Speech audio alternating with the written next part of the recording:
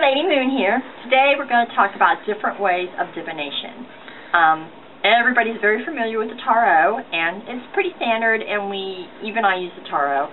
But there's other things that you can do to stimulate your ability to see the future.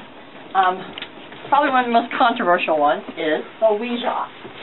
The Ouija board is not evil!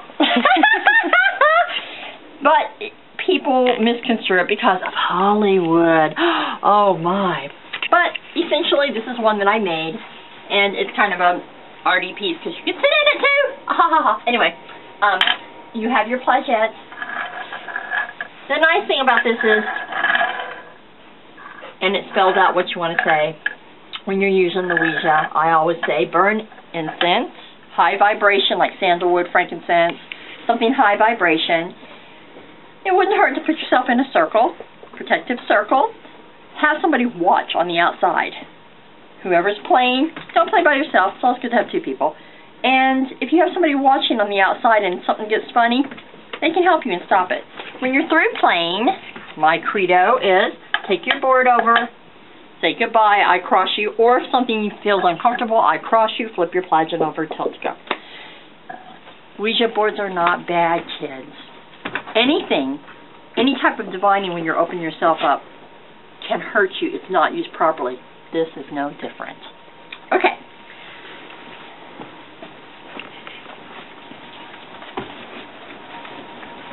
The cousin to a...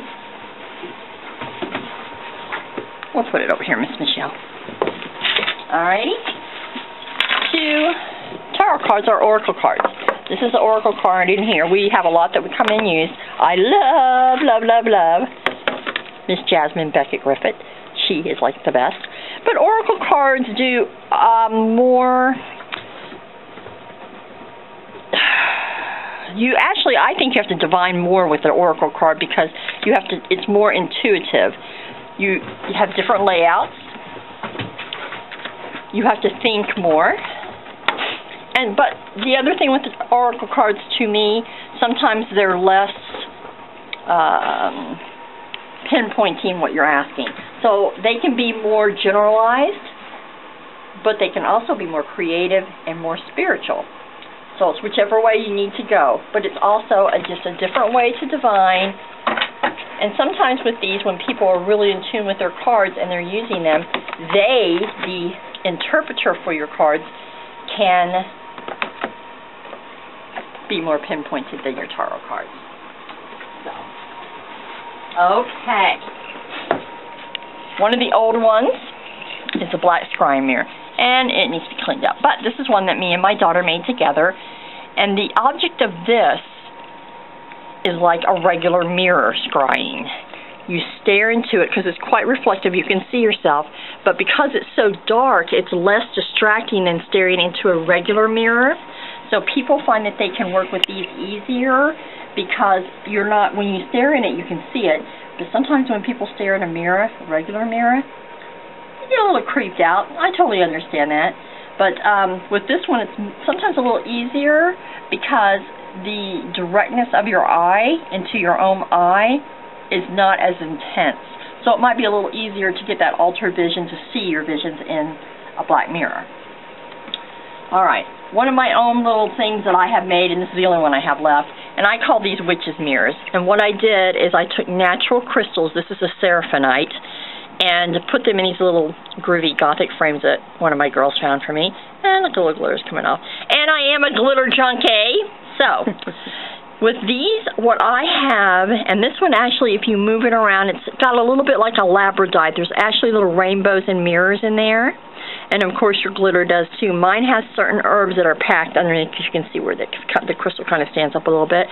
And the object of this is, I've told people, because I've sold a couple, you move it just a hair and you let that glitter and that surfaces on your crystal alter your vision, much like this. But you just move it a little. And as you watch it, it's almost like a light refracting with your eye, so it changes your thought perceptions and helps your divinity come through. So that's my own creation, little thingy there. So, you know, just go with it. Okay. my boy here, my Lord Kamal, he hand makes runes for us, and they're quite lovely. Runes are an ancient Nordic, and they have different layouts and different things. And here's Rado and Haglas, and different layouts for them. Runes are actually what I started with my gypsy teacher. They are very accurate. And some people like to draw like one a day, see how their day is going to go, or do a layout, whatever you need to do. And there's some really good books to go with them. There's lots of different types of runes. We have always used the Viking ones. So that's me, because there's just different things out there to do with the runes. So here is another form of divination. All right. One of the oldest forms, crystals. Crystals are much like your witch mirror here and your black mirror. This one would be an intense tool. Why? Because look at all those rainbows. For me, those are doorways. And if you also move this in the light and you look at your rainbows, you could definitely get lost in the sky. This is a beautiful, beautiful piece of quartz. And the person this beacons to, I hope they know what they're doing, because it's going to be intense and wonderful. Okay, we have pendulums. I make a lot of our pendulums in here. People say they like them.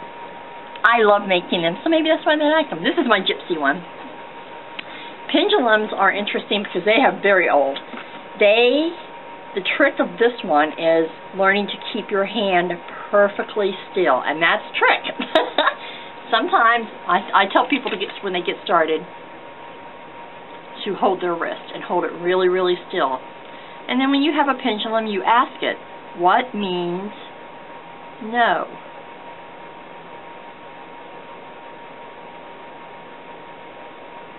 Well, obviously that's no. What means yes? See how that changed? And I swear I'm not moving my hand. I'm good at it, but I am now because I'm blabbing. But the pendulum will tell, and each individual is unique. So even though that's what it says for me, what is yes or no, it might not. This same pendulum might be completely different for someone else. You have to ask it when you start. And holding your hand still, that just takes practice. And some people are like, oh, you're moving. You know, I'm not, but even if I am, that's part of the divination in it. So however it works, it works. This is one of the oldest things that old midwives used to use for seeing if the baby was a boy or a girl in a pregnant woman. They would hold it over her belly and ask what it is, and whatever the midwife had asked, it's pendulum, what means boy, what means girl. And when I was in high school, in the 70s, I had an English teacher who also, that was my first experience with a pendulum. She had every child in the classroom hold their hand out, and every single time the boy was, I think it was circle, and the girl was a swing. It was creepy, but cool. There's other ways. I've seen people read palms. That's cool. There's tea leaves. There's people reading the lines in your eyes. There's so many things. But this is what we're going to talk about today, and maybe we'll have a second divination on the more obscure ones. All right.